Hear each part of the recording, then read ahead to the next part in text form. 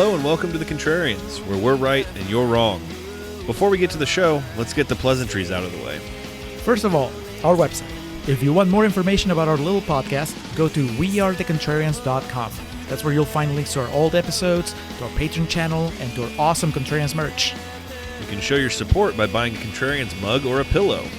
I like the laptop bags myself. Second of all, if you enjoy the show, tell your friends. Or even go a step further and leave us a 5-star review on whatever platform you use to listen to your podcasts. Finally, if you want to reach out directly to us, that's what social media is for. Find us on Twitter and Instagram at Contrarian Prime, or check out our Facebook page at facebook.com/Contrarian Prime. Julio runs our official Twitter account at Contrarian Prime, but if you want to give me a piece of your mind or just want to banter about pro wrestling, you can follow me at Contrarian Alex. That's it. That's our intro. Now, time for the show. This is our lesson.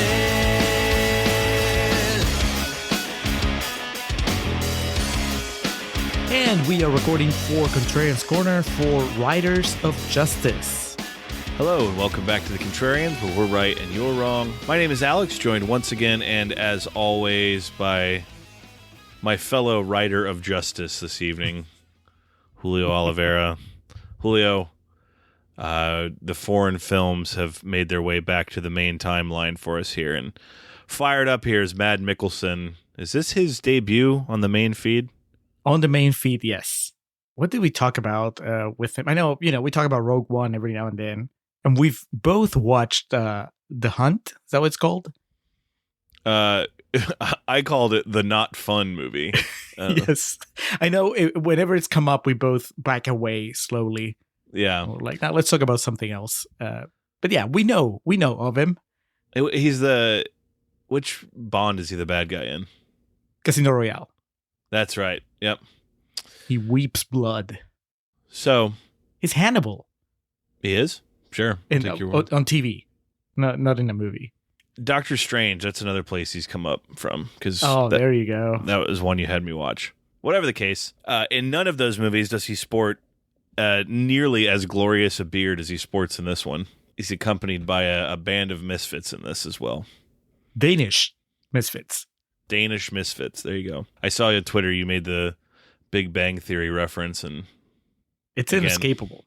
Well, Julio runs our Twitter, and I do not condone the references he makes on there.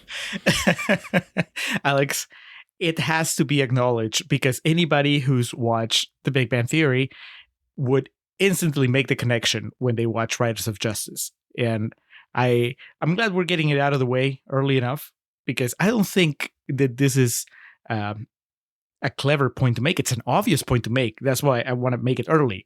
This is an action version of The Big Bang Theory. Like if The Big Bang Theory got together with Die Hard or something, that the really quirky scientists, only instead of being in a sitcom, they find themselves in this revenge plot. Of course, I don't know the names of but the characters. So Otto, right, the guy with the arm, he would be Johnny Galecki. Leonard on the show. Leonard would be Jim Parsons. He'll be Sheldon. And they're like the two main characters. And after that, it gets a little fuzzy because what's the name of the guy that's named like cheese? Emmenthaler. Emmenthaler.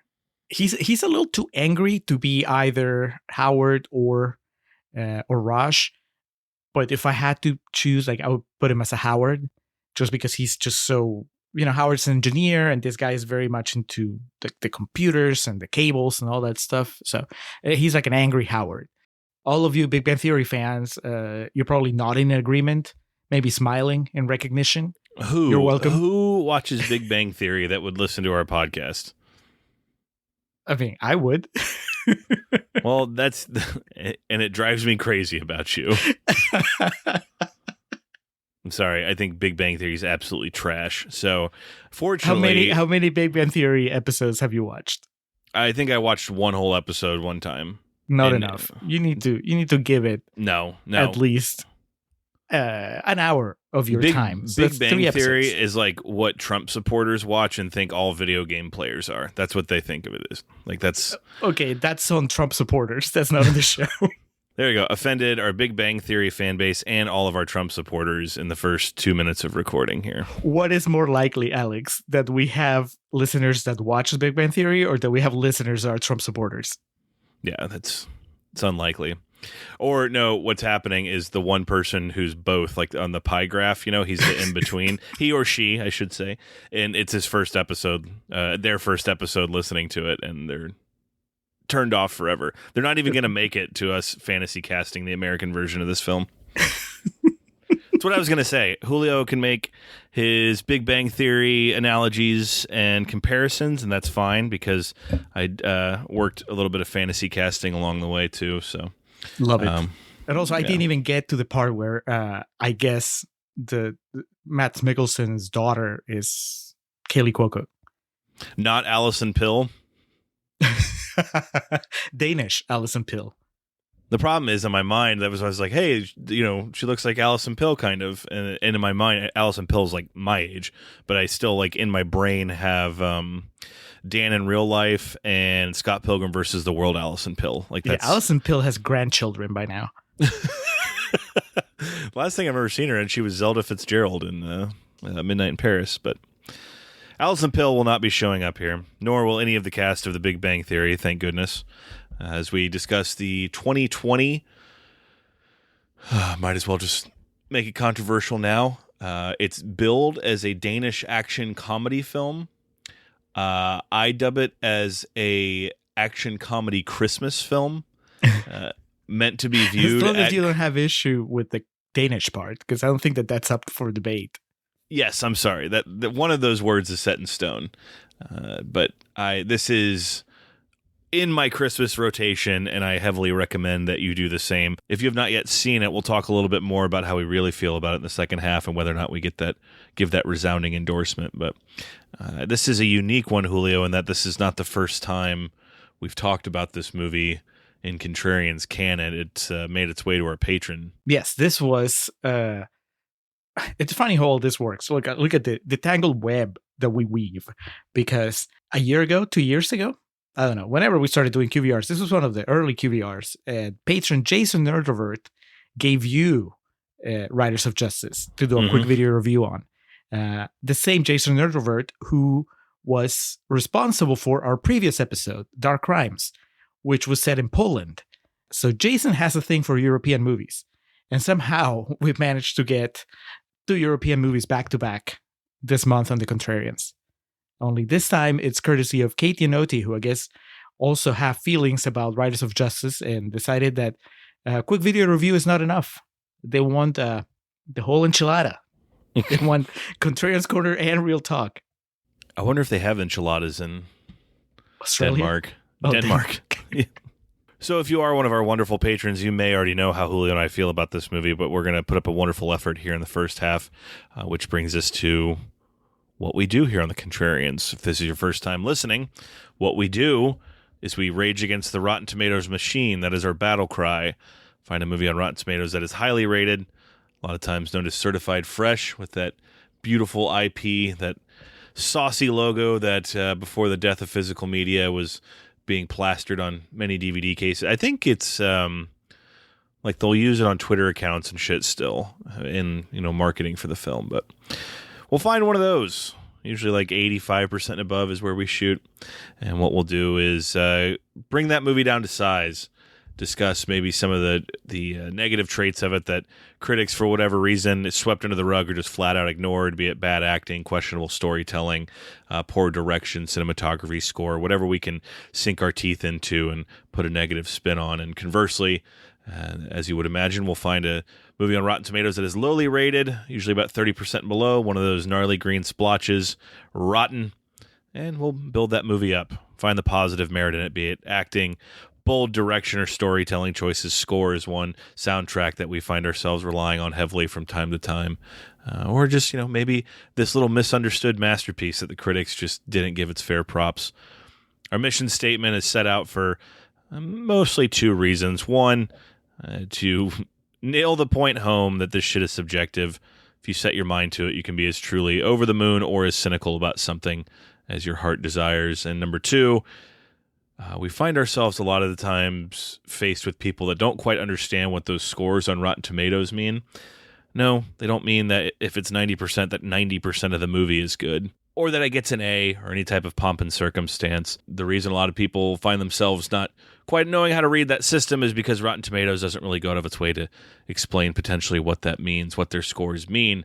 Julio and I try to do that and also put our own little twist on it. Being that Riders of Justice is at 96% with the beautiful certified fresh logo, we'll be spending this first half of the podcast cutting it down and talking about maybe why critics jumped the gun, no pun intended, with assimilating that score.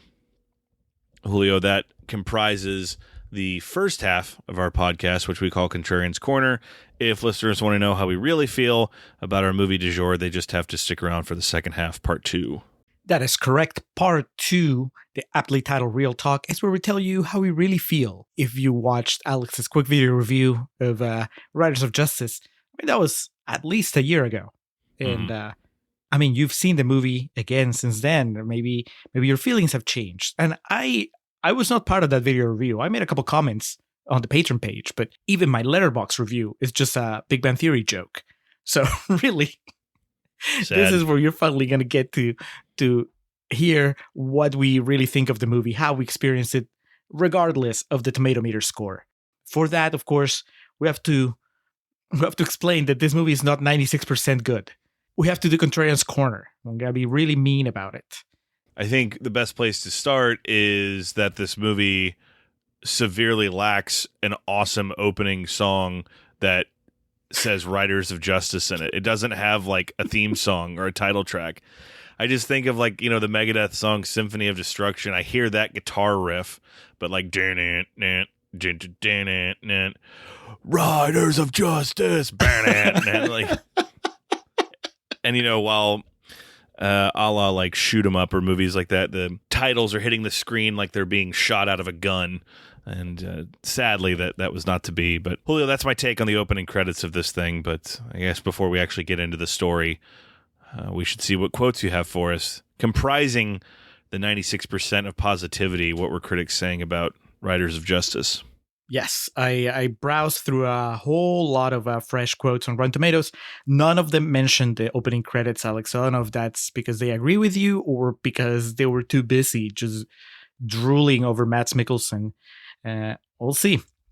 We're going to start with Kimberly Elizabeth from Nightmare on Film Street, who says, Riders of Justice oscillates between intense action and intense grief like a light switch with a broken dimmer mode.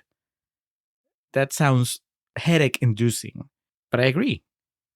It goes back and forth between action and sadness, and I would add comedy too. The dimmer is definitely broken. I'm sorry, I still haven't got over Nightmare on Film Street. Good job, Kimberly.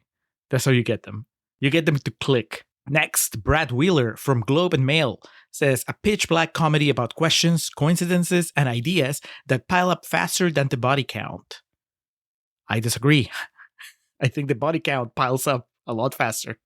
I also would have a hard time referring to this as like a pitch black comedy. It's the comedy is very blatant and in your face, and I think unless someone has a great aversion to movies where there's violence, there's some sort of comedy for kind of everybody in this. It's not like I don't know, what's a black comedy we've talked about before, Julio? Pretty Persuasion. Yes, that's a perfect example of like that is a black comedy, and the subject material in it is not something that 80% of the human population is going to laugh at. Whereas like here, you got jokes about, a big boy wanting to eat some food or... Literally what I thought. It was like, oh, the big guy likes pizza. Yeah, I mean, who doesn't? The nerds complaining about the screen resolution and shit like that. So a little bit of something for everybody here. Next, Mark Mads Mikkelsen slips on a banana peel and goes, whoa! Accidentally kills someone. Yeah. Next, Mark Kermode from Kermode and Mayo's Film Review. He says, fun in a, quotation marks, what on earth is happening kind of way. What on earth is happening? That's usually not a good sign when you're asking yourself that and you're watching a movie. Does he have difficulty following the plot? It's pretty simple. It's too simple in a way. I mean, we just did a movie called Death Sentence that is a very similar plot. Mads Mikkelsen here is the Kevin Bacon, and then he just goes on a rampage. The only difference is that now he has wacky sidekicks. But this movie doesn't have a John Goodman, so Sadly. not as good as Death Sentence. We're going to close with Diego Battle from Otrocines.com, who says, Anders Thomas Jensen, the director, vindicates new masculinity, one that doesn't obligate us to be perfect machines and providers, but beings open to mistakes, experimentation, comprehension, weakness, and emotions. Alex, I fail to see how this I'm new annoyed. masculinity... I just want somebody to explain to me how this new masculinity is different from the old masculinity. Because it seems like in the end, both masculinities deal with problems the same way, by shooting them. Has he not seen any Batman movie? Ever?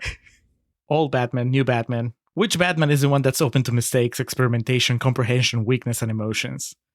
I mean, Batman in general Clooney? is, but no. Probably Keaton. Open to mistakes. Open He to rips- going nuts. He rips his cowl off at the end of the second one. Come on. Emotions. I'm having a hard time with this. It's like, as much as I want to agree with parts of that, it's like, yes, but the point of the movie is to see Mads Mikkelsen walking around with an assault rifle gunning people down. As he wipes his tears. As he understands that he still has a daughter to raise and that he's not done a good job of it so far. All right. Well, those are the quotes. Alex, let's do Contrarians Corner.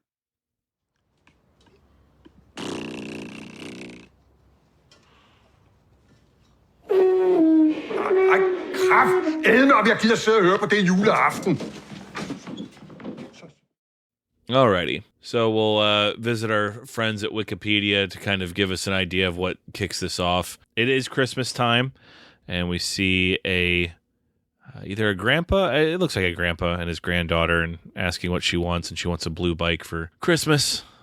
We see a blue bike getting stolen, and we quickly find out that it belongs to the lead female in this, Matilda, played by Andrea Heike Gadenberg. We're dealing with some names that are foreign to me here, so I apologize ahead of time for any mispronunciations. But Mads Mikkelsen. It's pretty easy. Mads, yeah. Don't let us fool you. Mathilda loses her mother in a train accident, and her father, Marcus, a serving soldier in Afghanistan, comes home to console his grieving daughter. Mathilda and Marcus find it difficult to come to terms with the tragedy, causing strain in their relationship. However, Marcus is approached by a man named Otto, who was on the same train with Marcus's wife, who informs him that the train accident wasn't a coincidence, but a planned murder to eliminate a key witness about giving evidence against the leader of the Riders of Justice motorbike criminal gang. Yeah, in addition to a very shockingly bearded Mads Mikkelsen and his military fatigues here, the movie starts pretty hot and heavy with an act of what appears to be an act of terrorism and a train bombing.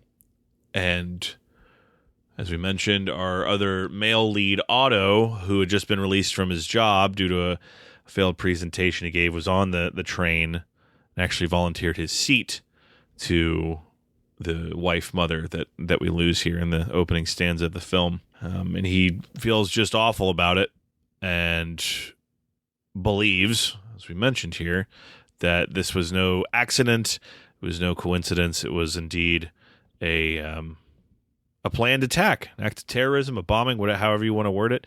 But he thinks that's what it is, so he begins putting together a case. He is the Charlie Day meme, the GIF of Charlie Day. Yep. With like a whole bunch of sticky notes on his wall, all connected with yarn.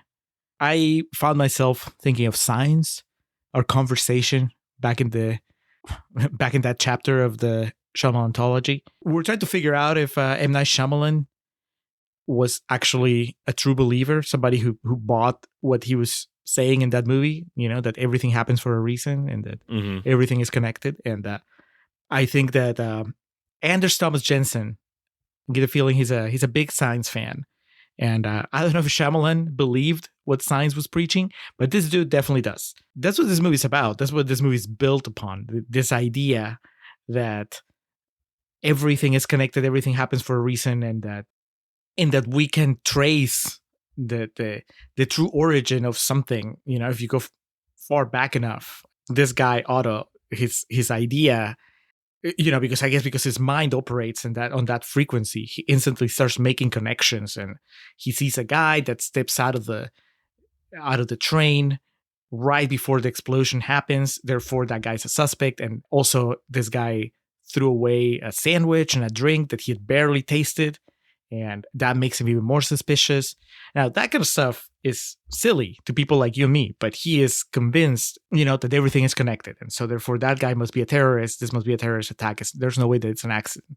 There's no accidents in this world. Just like... Well, and he does like the numeric calculations, and, it's the proverbial 1,000,000 to 1 that this is actually an accident and coincidence. He presents this all to the local police force, and they just assume he's a quack. I'm just like, oh, yeah. Yes. What's Wiggum say? Sure thing, Mr. Jackass. I'll take your information. Yeah. But see, if you were to put this guy in the world of science, he would also do the same thing, right? Like, he would be like, there's no way. He would be one of those people arguing that Mel Gibson's wife didn't die in a freak accident. No, she died because this would eventually set up the events of the movie so that the alien wouldn't kill whichever Culking is in that movie. So everything is connected. Everything happens for a reason. And in this case, I mean, I guess we never hear him because he gets fired for putting forward this type of thinking. But what does he think that's going to happen next? Like, because it's one thing to use this logic to go backwards. Like, oh, we had this explosion, and so I go backwards and figure out that it's part of a terrorist plan or it was a terrorist attack. But when I go forward, if this happened for a reason, what's the purpose of this thing going forward? Is the purpose to like get me to be friends with Mads Mikkelsen, to get me a new family? I wish that the movie focused a lot more in those ideas, because even if I don't think that they're true, like, I don't really buy into that. I didn't buy into it when it was science. I don't buy into it here. But I find that more interesting than, oh, Mads Mikkelsen is going to load a gun and just shoot a bunch of people, which is what this movie ends up being about. So Otto is accompanied by his friend and I guess his buddy, his partner in crime, Leonard, who clearly David Strathairn, if we're doing an American version of this. So who's Otto? Because I'm guessing you're not going to put Johnny Galecki as Otto. I couldn't figure... I don't know who Johnny Galecki is, but... yes, you do. You do watch I? one episode of The Big Bang Theory, then you know who he is. He's Leonard. He's dating Kelly Cuoco in the show. I don't know who that is. It looks like Chris D'Elia. Johnny Galecki has glasses. He was in Roseanne back in the day. I know the Parsons fella and the white guy with the bowl cut was on Norm Macdonald's show one time, so I know him from that. All right. Well, he's neither. So, Okay. who are you going to cast? Paul Giamatti? Maybe. I was trying to figure that out. Like, Joaquin would be perfect, but it's like, Too big. would Joaquin be able... Really? You don't think he's too big of a star for, like, not to No. headline this? No. Because I want to see what he can do with Mads Mikkelsen, because Mads is staying. I hate to break it to you. Okay. And no disrespect to Nicolaj Lai-Kaas and Lars Bregman, and eventually Nicholas Bro, who's Emmenthaler. But, we got to think about, like, if we redo this, who's stepping up to the plate? And I think Joaquin would probably be right for this role, because I just see that big beard. Like, get him kind of like gaunt like he was in The Master, but get a beard going, that crazy hair. I don't know. Do you have any other potential prospects in mind for the role of Otto? I don't think I can beat Joaquin now that you've sold me on the idea. And imagine like the comedy between Joaquin Phoenix and David Strathairn. I mean, come on, man. Well, and now it feels like I love David Strathairn, but now he's a little out of his league. If you had Mads Mikkelsen and Joaquin Phoenix, now you need, bigger names. Strathairn can be like the guy that fires Joaquin Phoenix. Well, you're going to need to keep that mentality in mind, because for the Emmenthaler, I'm really expecting this actor I put in the role. He's going to have to step up his game. It would be the biggest undertaking of his career. So not Jack Black. No. So do you feel bad for Mads Mikkelsen here as he comes home? We do get this really like kind of gut-wrenching scene of he says he wants to see his wife, and the doctor explains, no, you don't. There's not much of her left to see, and he's a hardened man from battle, and he insists, I want to see her. And we don't, thankfully, don't see the wife in her state, but we see his reaction to it. How you feeling for Marcus here, Marcus Hansen? You feeling for him, or you think maybe if he had been home and not at battle, this wouldn't have happened? What's going through your mind?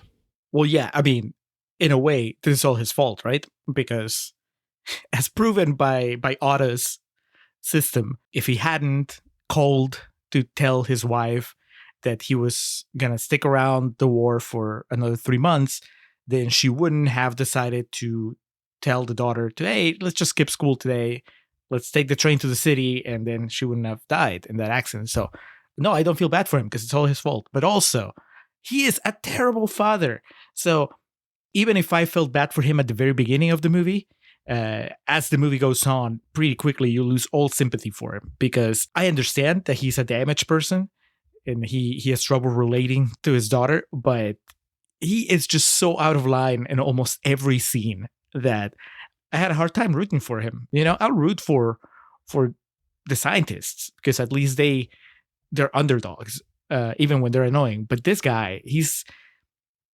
just too aggressive and too sulling. I understand. He just lost his wife, but there are ways to handle, living in a society. We live in a society, Alex. Jesus. You can't just smack people around and just bully them into doing whatever he needs to be done. Are you a softie? Were you feeling for Mads Mikkelsen the entire time? I was initially, but then he doesn't budge at all and just gets worse and worse in terms of accepting, what's happening and showing his feelings, I guess you would say, and responding to what's happening in a healthy manner. That any sympathy that I did have for him here in the opening act kind of dissipates by the end. But also, I think that we are conditioned to not like him very much just because of the career that he's built.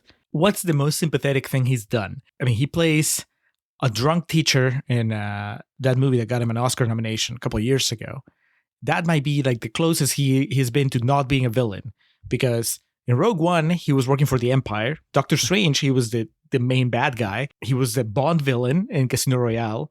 He was Hannibal. He was eating people in the TV show Hannibal. You gotta ease into it. You can't ask me to get behind Mads Mikkelsen all of a sudden just because he lost his wife. I think I need a transitional couple of movies where he's kind of a nice guy. He can be the best friend of the hero. And then finally, a few years later, you gave him this protagonist role where I'm supposed to feel bad for him. But this was too soon, too sudden. It's too much. You can't just take him from playing Hitler to being Tom Hanks's character in Philadelphia. You gotta buffer it a little bit. Alex, he killed Dan Fogler in Hannibal, season 1. Oh my God. You can't just forgive that. He needs a decade of shining up for us to feel Yes. sorry for him. As we mentioned, Otto and his friend Leonard present this theory to Mads Marcus, and he begins seeing some potential merit in what they're saying, that this gang member was targeted because he's going to testify and potentially put these leaders of the Riders of Justice away for a long time. There was a suspicious man on the train, and so they think they have it all figured out. How expensive is fast food in Denmark, Alex? That the guy couldn't believe he threw away a sandwich. It's a key plot point. Be the equivalent of what? I mean, because then later in the movie, you find out that the guy threw that away and he went and got McDonald's. So that was not McDonald's. That was what? Quiznos? Yeah. Whataburger? Man. Well, I would be suspicious of someone who threw away Whataburger, but yeah, maybe a one of those sandwiches you get at Starbucks, maybe. So yeah, he threw away his impossible breakfast sandwich. No, they have that bacon egg with Gouda cheese. That thing's pretty legit. But yeah, regardless, it's $10 with a $6 drink. So you're looking at almost a $20 investment, and he just refuses to believe that this could be a possibility, that someone would do this with their life and their money. And unfortunately, he begins to convince the man who owns a lot of automatic weapons that this is the case as well. Cops don't believe it. So easy.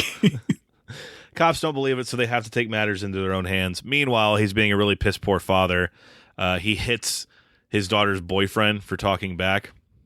I don't mind that because that kid deserved it. I've been told that's been the downfall of our country is when other people could discipline children that weren't theirs. Have you ever been in a situation where you almost got smacked by the father of the girl you were dating? Probably unbeknownst to me, though. I probably said something stupid or whatnot, but I remember being disciplined by other people's parents. Not like hit, but yeah. I mean, Mads gives him a black eye, so I think he crossed the line. It's a grown man, a grown veteran. Like he hit him with an open hand. He didn't punch him. I'm Team Marcus on this one. So you think the daughter is overreacting? Yeah, she's a teenage girl. Of course she is. And then the next day he's just making eggs. He's like, I said I'm sorry. Well, that's the generation. They've gotten way too comfortable with being able to say whatever they want without getting punched in the face. So maybe now, whatever his name, DJ Fruit Roll Up or whatever that character's name, Cyrus, Sirius, like the radio station. I guess. Yeah, Sirius. That's it. Because they asked one of the writers is like, who is Sirius? The guy says, why so serious? Boo.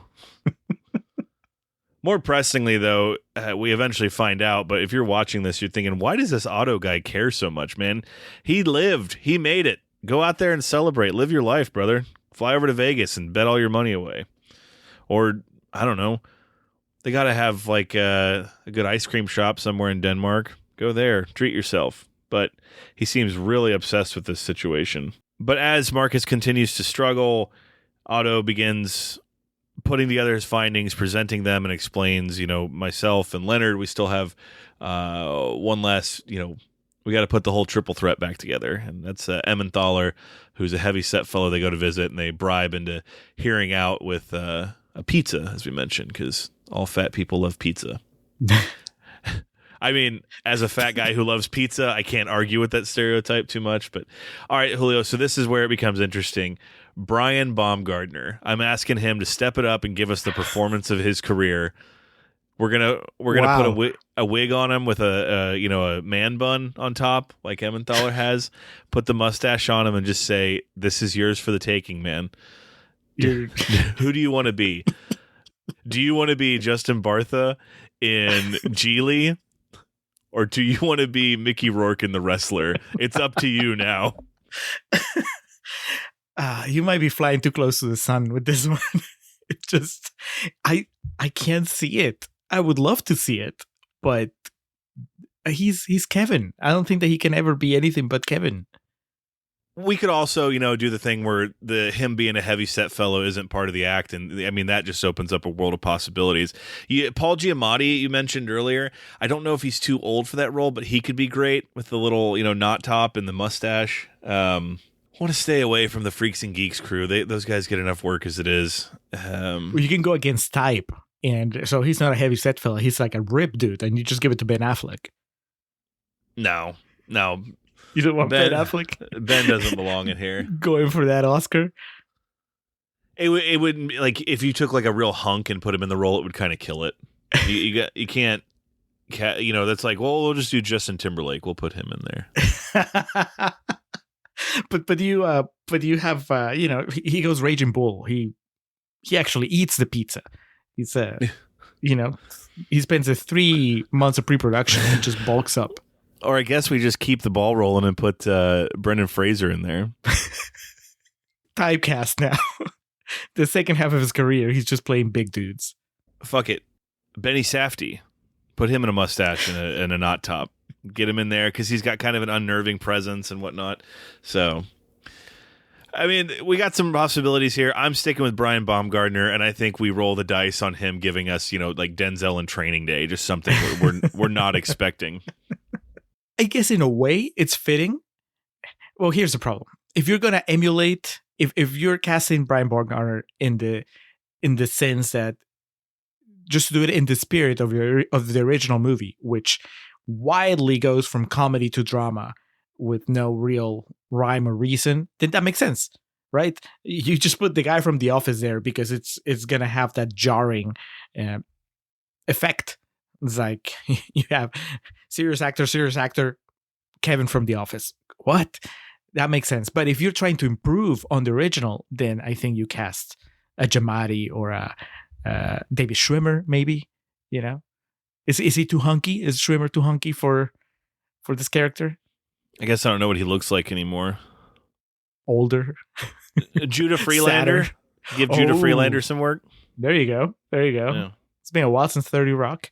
Emmenthaler enters the fray, and he has like facial recognition technology. And with the photos they've given him of the man who exited the train, he finds the most close. I forget the phrase he uses, but the closest match in the world to him, and it's a guy who lives in Egypt. And, says it's like a 99 point something percentage. That's not here. We need someone around here. Can you lower it? So he goes down to 95%, and he finds someone who looks, very similar to the gentleman in question, but it's like at a 95%. It's good enough for the movie to keep going. Likeness. Yes. And, in the end, as we learn, they should have just listened to him the first go around. It really does seem by the end of the movie just the Otto character is so obsessed with wanting it to be something, wanting to be right, that they're just like, all right, we got our guy. Let's load up and start firing our guns. But then Otto will go like, well, I didn't mean us to go this far. He started it. It's all his fault. Oh, yeah. Otto and Leonard, when it starts getting real, they're just like, all right, let's back it up a bit here. There's already 10 people dead. Maybe we should rethink this. Let's run that facial recognition again. And the death starts quickly because the gentleman from the train that they believe to be the guy they want, they go to visit his home. Some words are exchanged. A gun is pulled. And Mads responds by taking this guy to the ground, breaking his neck, and killing him. As you do.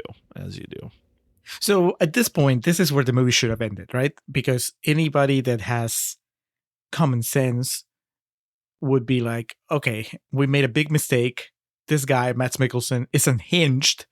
He just murdered a guy in cold blood and then kind of went for a stroll and came back and he's like, yeah, I shouldn't have done that, but it's already happened. I mean, that's the thing of like, at this point in the movie, and when they're all so shocked, except for Emmenthaler, who just starts stomping this dude's unconscious, or not unconscious, dead body, the Otto and Leonard are like shocked at what's happening, and then the question comes in a phrase like, what did you think was going to happen?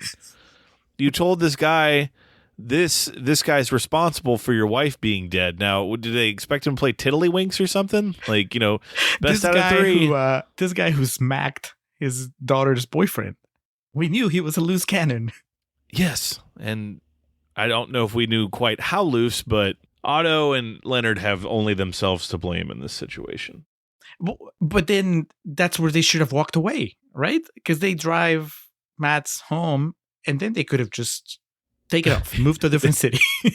Yeah, they drop him off, and they're like arguing about what to do as Mads just gets out of the car and walks home smoking a cigarette.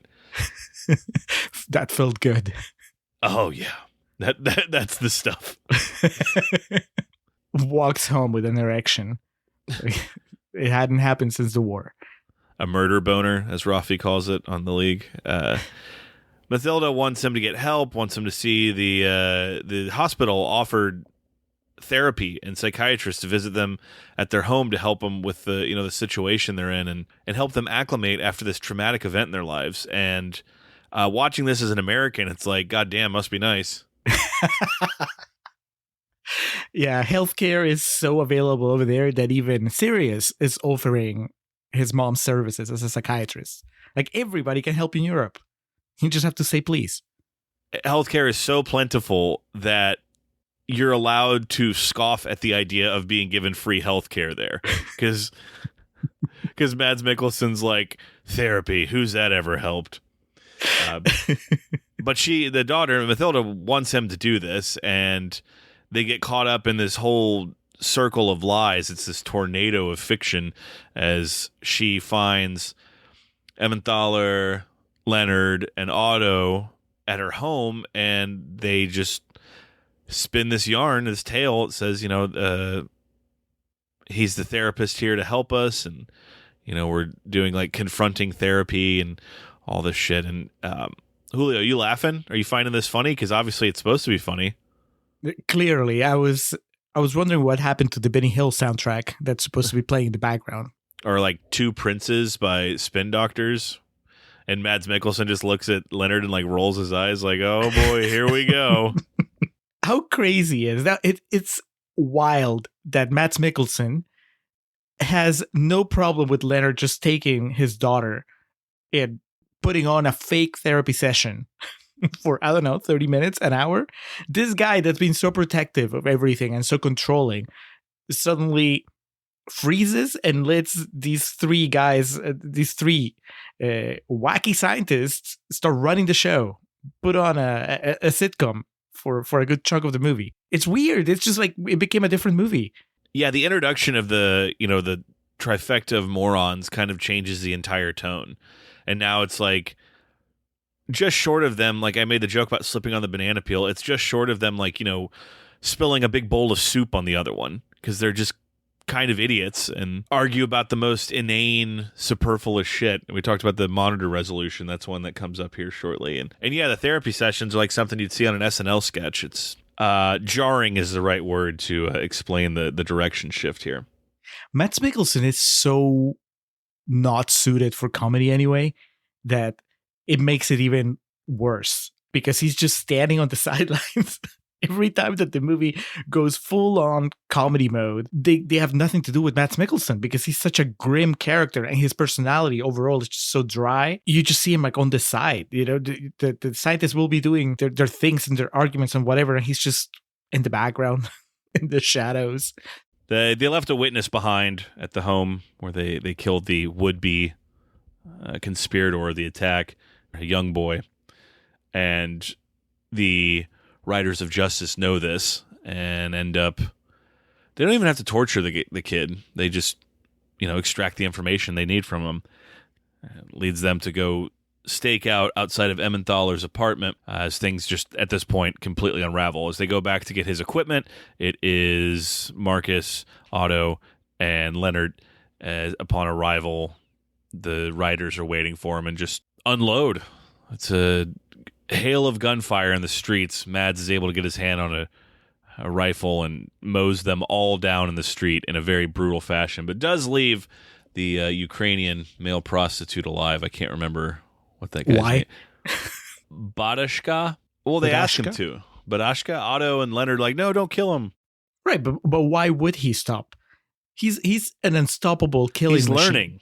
Oh, that's now he learns why you cry. Is that what yes, but it's something he can never do. Yeah. The reason he lets Badashka live is because we need one more member to join the troop. We need more wacky shenanigans because now they need to pretend that he's the au pair. The au pair cleans the house and cooks. Looks like he's pretty good at it, though, so I wouldn't mind having a Badashka around my house. We get a training montage of sorts as Marcus teaches the boys how to assemble a weapon and fire it. Emmenthaler is harder than Portland cement at the idea of this. He seems as though he really wants to kill someone, and so he takes this very seriously. Marcus is How You Like Me Now montage? Absolutely, because Marcus is very impressed with how well and quickly Emmenthaler is able to assemble his rifle and his shooting abilities. So they plan an attack. They're going to go to a restaurant, a club that the leaders and the high-ranking officials of the riders usually hang out at. They're going to get them there. During all this, we get a little bit of group bonding. Otto and Matilda are bonding, and everyone's kind of learning a little bit more about each other, and they're becoming a tight-knit family. They have to, because they're all having to stay at Marcus's compound because, nowhere's safe now. And Matilda just buys this. She still thinks that this is all part of some sort of government-sponsored crisis therapy. Again, I wish I lived in a country where something as implausible could be believed to be absolutely true. Of like, hey, Joe Biden's paying for this mental health care. These three psychologists are going to come to your house and... Oh, no. So Leonard and... Emmenthaler? Leonard and Emmenthaler are pretending to be psychiatrists, psychologists, because she knows Otto from the train. So yes, the story that they're telling her is that not only are the two psychologists living with her and her dad now, but also a fellow victim, a fellow survivor from the train is living there as part of the therapy. Only in Europe. What a time to be alive. Yes. And your deductible is only $5. We give you money at the end of the year. Yes, you can claim this on your taxes. All the pizzas. On the way to the crossfire, as Emmenthaler repeatedly puts it, this is where Otto decides to take a stand and basically just says, this isn't going to bring your wife back. I was okay with the first 10 people you killed. This is where I draw the line. Yeah. No crossfires. I didn't sign up for a crossfire. That's it. I was okay with the neck breaking and, the self-defense, the justified homicides. But in this case, I got to remove myself from this. Drop me off. But he, instead of, taking any type of moral high ground, he just decides to ridicule Marcus about, you're doing the wrong thing. This isn't going to bring your wife back. Marcus tells him, shut up or I'm going to knock you out. Otto keeps running his mouth. He fucked around and he found out. Marcus punches him in the face, knocks him out, and drops him off on the side of the road. Are you still Team Marcus here, Alex? Yes, he told him to shut up. But now we learn a little bit more about Otto. We've seen, paying attention to the movie, he has an atrophied arm. Clearly, there's some baggage there that we weren't really clear on. But Emmenthaler and Leonard give us the backstory. That Otto was an alcoholic. He was drinking and driving and got into a car wreck that irreparably damaged some of his nerves. That's why his arm's the way it is, and more pressingly and unfortunate, it killed his daughter. And so this is where Marcus learns a little bit more about Otto's character and potentially his motivations behind what's going on and why he's doing what he's doing. Doesn't stop him, though, from showing up and mowing down 4 members of the Riders of Justice. Emmenthaler rolls up like he's going to do something, and when the time comes to pull the trigger, he just completely breaks down and can't do it. Marcus, though, has no issue doing it and tells him, it's okay, it's hard to kill a man, especially the first time. And Emmenthaler is just an inconsolable emotional wreck the entire ride home. Yeah, because this movie can't let us have a little bit of fun. Every time that it looks like we're picking up some steam, there has to be some sob story or some sad episode, some sort of meltdown. I think that by now, and it's coming, but by now, the only character that hasn't had a major nervous breakdown is Mads Mikkelsen. I think that you can time them. Like every 10, 15 minutes, somebody just loses their shit and starts crying and falls to pieces. We've seen it happen with Leonard. We've seen it happen, of course, with Mathilde. Here we see it happen to Emmenthaler. And I guess, in a way, Otto lost his cool, and that's when he got punched and thrown out of the car. But I remember the good old days when an action movie would just have fun. Would just let you just go for a ride and you just enjoy the violence and enjoy if there was comedy, it wasn't comedy that was trying to also pull at your heartstrings. It was just, isn't it funny that we just killed somebody? Then you have the problem as you were watching it that you felt like they were sucking the fun out of the cool action sequences. Even when they're trying to do something funny, something comedic, then they have like this big dramatic moment that kind of stops everything in its tracks. Yeah, the scene we just detailed, the way it's set up, you think we're going to get to the scene and Emmenthaler is going to come running out like a bat out of hell, but he'll trip and drop the gun, which will trip the trigger, and it'll lay on the ground and like be spinning in like a cyclone fashion, firing bullets off, and so everyone has to take cover. And, it's played for laughs, but instead on the way there, we get this really fucking traumatic detailing about how one of these guys lost his daughter. And then when we get to the scene, he just breaks down and he can't do it, and it's really sad because it's, put yourself in that situation. Could you kill a man? And it's like, come on, man, I thought we were building to something really fun here.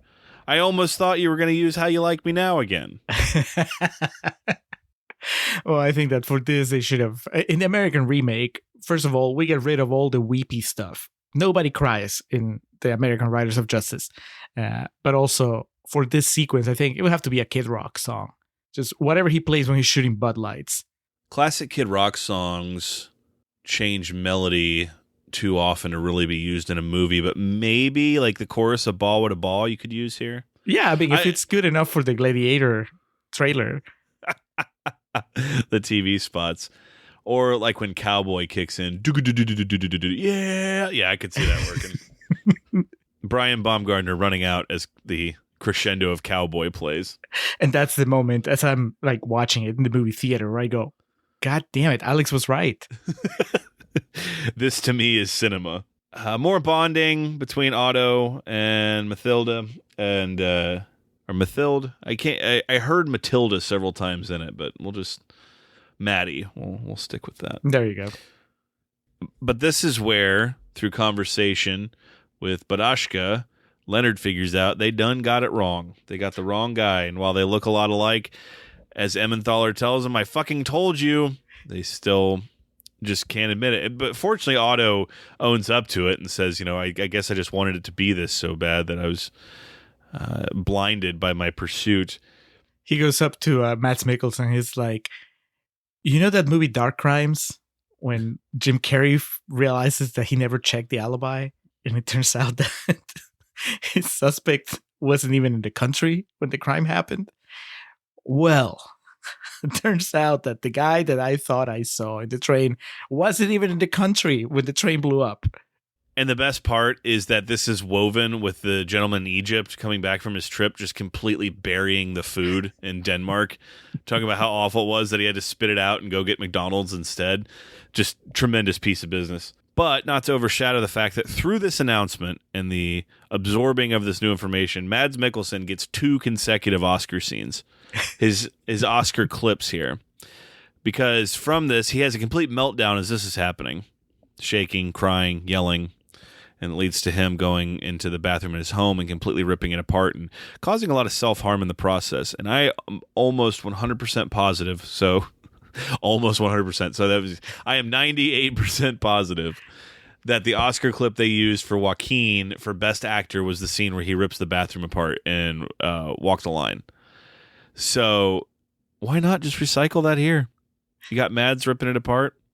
And maybe for like the best original screenplay would be the scene where he's freaking out from like the news that he's being given. Because, you kind of got some of that circular camera action and you got all 4 of the main players involved in this scene here. Or best original screenplay for the conclusion of the scene, because that's when Otto comes in and is like consoling him and comforting him. Either way, this is the type of shit the Academy just laps up. Your big macho machismo guy that showed no emotion the entire movie all of a sudden has some big emotional breakdown and needs to be coddled. Yeah. Otto coddles him, tells him it's okay to cry. It's like, welcome to the club. We've all been doing it the entire movie. About time you joined us. It doesn't seem like the best course of action. You're in the middle of a gang war to give yourself a concussion, but this dude just smashes his head against the mirror. By the time that they get to him, he's just lying on the floor bloody. You would think, given that this movie is somewhat realistic, that would be it for the Mads Mikkelsen character. Like, he just put himself in the hospital. But then, I want to say a scene later, he has a couple bandages on his hands, but that's it. He's back to normal. Not for long. Oh, man. They really, like, pile these up here. Because this would be, I guess, the best supporting actor scene for Nicolas Lee Kaas, Otto, as my note calls it the dude's rock scene, where Mads and him are having a smoke and, just together outside, and Otto's explaining to him, you have your daughter, you need to live for her. There's a lot you still have to live for. And then Mads turns it around on him, like, you don't know what you're talking about because you killed your daughter. And it's this really heart-wrenching emotional response from Otto. And Otto's like, I'm not going to cry. I'm not going to cry. We already had a crying scene just a minute ago. That's the problem. These things are too backlogged. You need to parcel these things out. You can't just go like bang, bang, bang, bang. The whole movie can't be loading the gun and then just firing it all off at the end. You got to, have a little a test shot, little friendly fire, and then at the end, unload like the last 3 in the clip, that type of thing. But instead here we get an awesome scene that sadly is just drowned by what came before it, and then the immediate just onslaught, the assault by the Riders of Justice that come afterwards, because they have figured out where Marcus and this band of miscreants are held up. Is this the dumbest plot point in the movie? That the bad guys happen to follow Mathilde's boyfriend on Instagram? Well, it's not even that. It's one of their daughters comes out and is like, weren't you looking for this guy with How small is Denmark? The lame arm. And they're like, yeah. And this is where they ask, who is serious? And she says, I don't know, some guy I follow. He has good recipes. This is the point in the movie of like internet. It's changed our lives forever. I just searched #Riders of Justice and this guy came up. And so after this emotional back and forth between Otto and Marcus, Otto goes inside, and Marcus realizes they done been surrounded. So he runs in and tackles Maddie off her chair and takes her down, and in an act of protection, because the bullets are just spraying through the windows and the walls. Mads gets hit a few times. Emmenthaler gets one to the fucking head. It looks like it just grazed off of it, but it's still... How is he not dead? He's squirting blood. Is this... Were you okay with this just because of wrestling? You're like, oh yeah, that seems like a surface wound. It's just like a geyser. I mean, that happens. When does that happen? In real life? If you get shot in the head, you're likely going to die, but there's been plenty of cases of people getting shot in the head or grazed in the head and live to tell about it.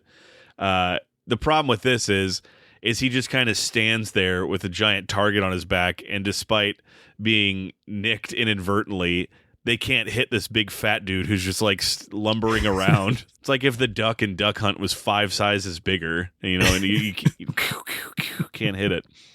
But the effect is not unlike the opening of Texas Chainsaw Massacre 2, when that guy's head gets cut off and the blood's like squirting out. I don't know why, but that's what it reminded me of. But these guys are useless. Mads Mikkelsen's been shot in the back, the stomach, the shoulder, both legs, and he's still like fucking Superman, just rolling around and killing everybody in his path. He's in bad shape. And making matters worse is the leader has his daughter, who hid under the bed. Who hides under the bed, Alex? Hey, man, they may not have ever gotten any slasher movie ever in Denmark. So who's to say, Who's to say if she did the right thing or not? But be that as it may, she is, I wouldn't even say hostage. She's just on the lawn with a gun to her head. He calls out Marcus and, tells him to drop his weapon. He says, drop your weapon, and then Mads Mikkelsen starts twerking on the lawn. This is so dumb. This is really... It just goes so badly off the rails in this climatic sequence, because Mads Mikkelsen has proven that he may be a psychopath, but he knows what's up when it comes to action sequences. So he knows that his daughter is dead no matter what he does. Okay, so maybe Speed didn't make it to Denmark, but the whole idea is like you shoot the hostage, right? Like at this point, whether he surrenders his weapon or not, this guy's gonna kill everybody in the house. So you would expect him to go out in a blaze of glory, but instead he surrenders. How? Why? How do you make sense of that? Because he knew when the time came, Emmenthaler was going to do the right thing. Oh, okay. He was just buying them time to put together the guns that they were never able to put together. Which, of course, one of them ends up shooting his daughter anyway. He puts down the gun. It looks like, all hope is lost. And then the crew comes out toting their assault rifle. I think M10s is what he said. They mow down the riders. Mads grabs his pistol, clips off the remaining ones. Very curt manner kills the leader, who's like, what did we ever do to you? And he looks up at him and bang, right in the face. But like we said, Mads is in bad shape, man. So it looks as though he's going to die. And, we get the fade to black as he's holding his daughter. He just, he fades to black. He goes out. He says, I'm just really cold. But fortunately, somehow, Mads Mikkelsen returns. We don't really see how he makes it, but it's Christmas, and everyone's good. We got a few bandages here and there, but I think we're doing all right, Julio. Which is disappointing, because we've seen enough movies, Alex. This movie was clearly setting it up to where either Mads Mikkelsen was going to sacrifice himself so that Otto would live, and then Otto would have a second chance at raising a daughter by raising Maddie, or Otto was going to sacrifice himself so that Mads Mikkelsen would have a chance to reconnect with his daughter. But they all survive. Nobody dies. None of the good guys die in this movie. Against all odds. Just bullshit. But probably more troubling is the fact that this movie seemed to be about Mads Mikkelsen learning that violence is not the way to solve your problems. Violence is not how you deal with grief, right? He was wrong. He was. These guys may have been criminals, but they were not the people responsible for the death of his wife, and so his crusade against him was wrong. But then the movie ends with him killing them anyway. I don't care that it's self-defense. The final statement of the movie is like, yeah, we learned a little bit to get in touch with our feelings, but in the end, what really makes us happy is killing the bad guys. They can't come up with a better way to solve their conflicts. You have 3 super smart guys, and in the end, they end up adopting the ways of the violent man instead of the violent man learning from them to solve problems a different way. It's just disappointing. A movie that that has so much potential to explore interesting things, that claims to be, like that reviewer said at the beginning of Contrarians Corner, about the new masculinity. But new masculinity is the same as the old masculinity. It's just guns and shootouts. It is like the end of Joe Carnahan's A-Team, where Baracus' entire arc is realizing that it's okay to kill. Mads is just like, I don't know, maybe this killing thing's not for me anymore. 50 dead bodies later. Merry Christmas! The only thing that they should have done at the end, that would just to completely underline it, would be that one of the presents, or actually every one of the scientists opened their Christmas presents and they're all guns. Yes, handguns. Handguns and like an AR-15, and he's like, soldiers in line, and they all line up. Instead, we get a musical number. Yeah, little drummer boy. Yeah,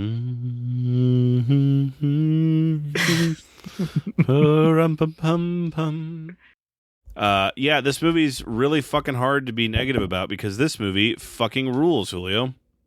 I don't know about that. We'll talk about that during Real Talk. Yeah, I'm sorry. Do we have anything else to discuss here? Because I'm kind of jumping the gun.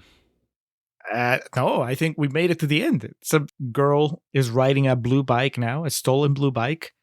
That's dripping the blood of innocence. Yeah, I'm sorry, listeners. I didn't conclude the film before heading into the second half. We find that Mads, Marcus's gift to Matilda is a new bike, a red bike, and we find the blue bike that she had that was originally stolen was given to our character from the beginning of the movie, the girl by her grandpa.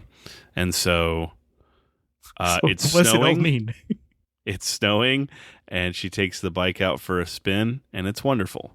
Is it wonderful, Alex, that in order for that little girl to have her blue bike, so many innocents and not so innocents had to die?